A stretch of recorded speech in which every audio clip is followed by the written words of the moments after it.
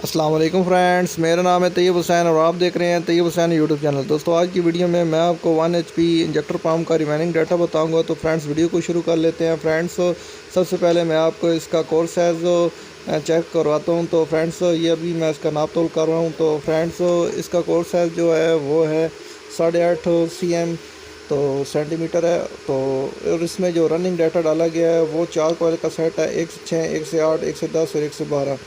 1 से 6 पे 35 टन है, 1 से 8 पे 40 टन है और 1 से 10 और 12 पे 45 टन है 21 नंबर वायर से।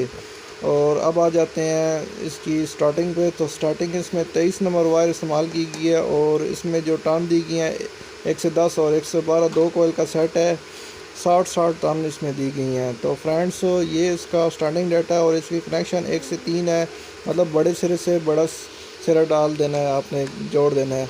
तो फ्रेंड्स बाकी दो वायर कॉमन हो जाएंगी आपस में और दो कैपेसिटर की हो जाएंगी, जो कॉमन होगी और एक रनिंग मेन होगी।